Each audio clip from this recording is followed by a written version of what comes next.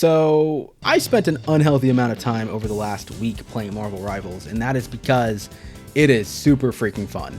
Let's get the obvious thing out of the way first. Yes, it is unapologetically Marvel's Overwatch. Everything from the structure of it, to the feel of it, to the objectives, to the presentation, to the map layouts. I mean, this map right here is just Hanamura. Like, let's not kid ourselves here. It is very easy to look at this and think it is just Overwatch with a Marvel coat of paint, and nobody would blame anyone for thinking that. In my opinion though, it's a pretty fantastic coat of paint.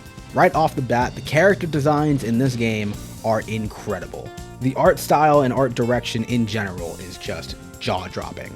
Every character looks so cool and so fresh, it's just amazing work. My favorite design out of the entire cast is easily Scarlet Witch. She has quite literally never looked better. And most of the costumes that were on display were pretty good too. I love President Loki and 2099 Spider-Punk.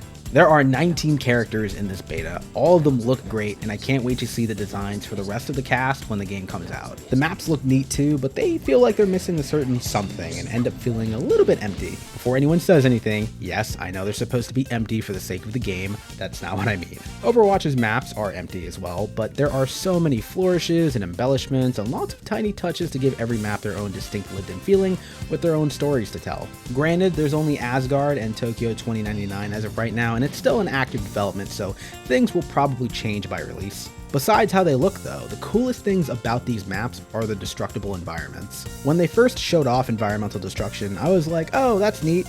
Not really sure how much that would matter, but it's cool. Having played it now though, I really like the destruction and how it impacts the game.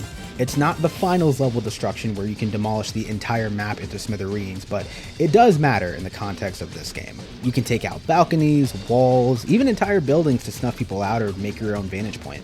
It's really dope. I'm really curious to see how the other maps will incorporate it. That brings me to the final thing I want to talk about, which is the actual gameplay. It's a beta, so I didn't really give a shit about balance, nor did I pay attention to it. That being said though, guillotine these characters immediately. All jokes aside, I want to talk about how the characters actually play. I'm so glad they didn't go the route of creating direct parallels from Overwatch and instead crafted kits that feel true to their characters while also taking some cool liberties with them. Doctor Strange, for example, is not a character I would have ever envisioned being a tank. In my mind, he's more of a support or even a DPS, but in this game, he is a tank.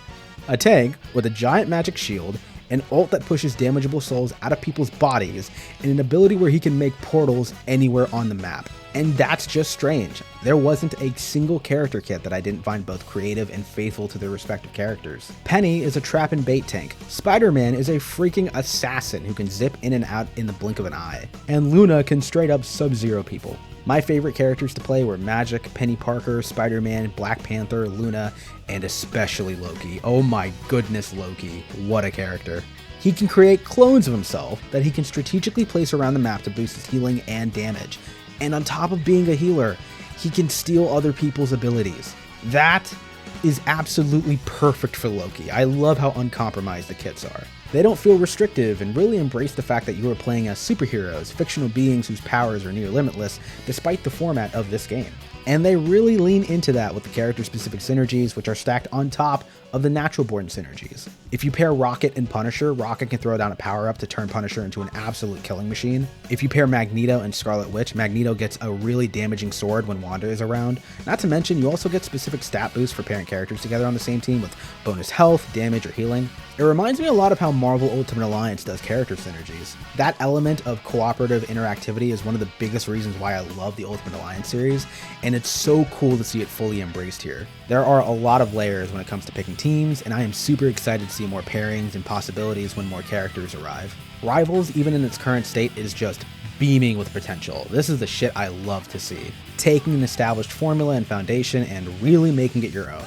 I liken it to Multiverses, which takes a lot of inspiration and ideas from Smash, but it does so many creative things with its characters and concepts to make it its own thing. That's how I feel about Marvel Rivals right now, and it's not even fully out yet. That just speaks to how much I really enjoy this game.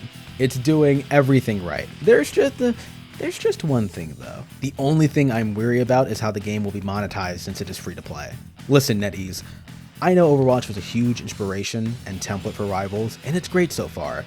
It's free, and you need to make money. I understand the situation. The only thing I ask that you don't take from Overwatch is how they price their cosmetics. Let's take a quick look at their store, shall we? $20 skins. $20 individually. This much for a Porsche skin? How do you go from collaborating with One Punch Man and Cowboy Bebop and go, another collaboration that people would spend unreasonably obscene amounts of money on? Porsche!